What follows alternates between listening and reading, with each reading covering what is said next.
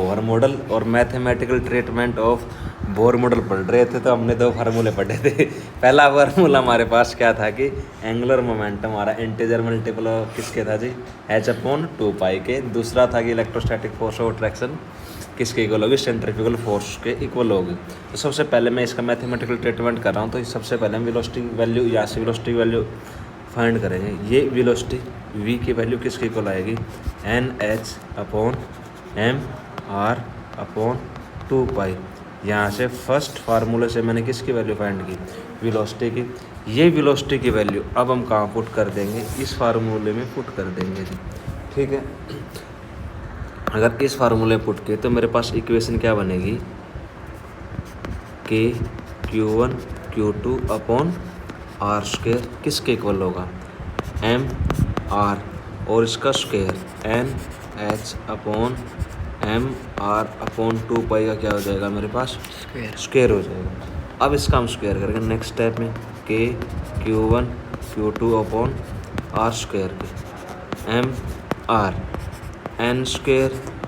h² m² r², 2 दूनी 4 और मेरे पास क्या जी 5²। आप देखेंगे कि ये वैल्यू कट किससे रही है, मेरा इस r² से r² कट गया जी, ठीक है जी। एक m से मेरा एक m कट हो गया, और किसी कोई वैल्यू कट हो रही है, नहीं हो रही ना। अब यहाँ से मैं इस r की वैल्यू फाइंड कर लूँ। अब अगर मैं यहाँ से इस r की वैल्यू फाइंड कर रहा हूँ, तो मैंने इस r को एक साइड रखा, बाकी सारी चीज़ें मैंने क्या रखी, एक मेरे पास h² है, ठीक है जी। फिर यहाँ पर मेरे पास एक m बचा हुआ है, एक मेरे पास 4 बचा हुआ है, मेरे पास π², ये डिनोमिनेटर में k q1 q2, ठीक है जी। इतनी बात आई। ये मेरे पास क्या है जी n²। अब q1 q2 मेरे अपने पास क्या होता है, चार्ज होता था। इसको हम कह ले, एक तो हमारे पास एक इलेक्ट्रॉन जिसके ऊपर स्टडी कर रहे थे, उसको मैंने क्या माना है, सिंपल एक इलेक्ट्रॉन।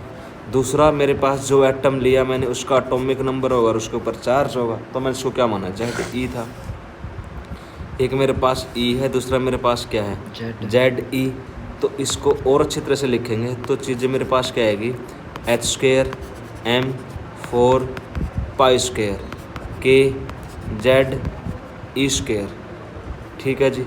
और यहाँ पे मेरे पास क्या है, n²। अब एक बात बताओ, इस वैल्यू में मेरे पास अगर बात करता हूँ, ये सारा किसके इक्वल, r के।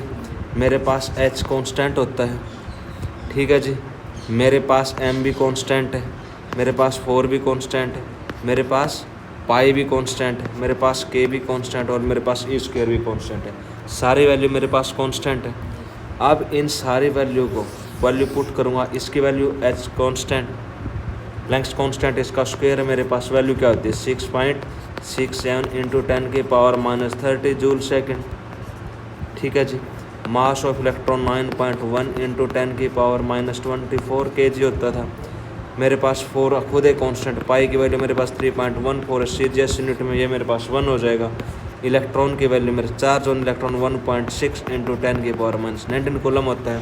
जब मैं सारी वैल्यू पुट करूँगा तो मेरे पास, अब सारी वैल्यू पुट करने के बाद, सर ये 4 कहाँ से आया, ये 2 था, उसका स्क्वायर हो गया। अब देखो ये सारी वैल्यू, ठीक है जी, और एक मेरी ई वैल्यू ये कांस्टेंट है। जब मैं इनको क्या करूँगा, सोल्व करूँगा, क्या करूँगा, वैल्यू पुट करूँगा। वैल्यू पुट करने के बाद मेरा फार्मूला बनेगा, मेरा जो फार्मूला बनता है क्या बनता है, R = 0.529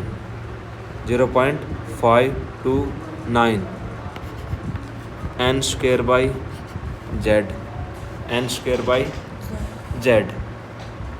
और ये वैल्यू आपके एंगस्ट्रॉन में आएगी, ये बात ज़रूर याद रखना, क्योंकि हमने सारी कैलकुलेशन किसको मान की थी, एंगस्ट्रॉन। किस में लेंगे वेवलेंथ, एंगस्ट्रॉन में लेंगे, ठीक है जी। अगर मेरे को किसी भी n, अब ये फार्मूला मैं Rn के लिए बना सकता हूँ। n मेरे पास क्या है जी, ऑर्बिट नंबर क्या है जी, ऑर्बिट नंबर, और z मेरे पास क्या है, एटॉमिक नंबर, आज इनकी बायोलॉजी की का हो है, अगर को मेडिकल इमरजेंसी होगी तो भी फिजिक्स की क्लास होगी।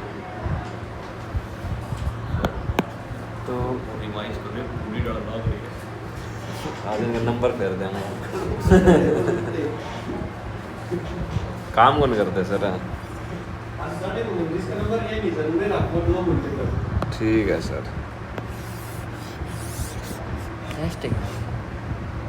काम कौन कर देता है? ये मेरे पास किसका फार्मूला है? रेडियस का। किसका? रेडियस का आर एन किससे equal 0.0529 n square by Z upon n square. ठीक है जी, कोई बात समझ में ना आई हो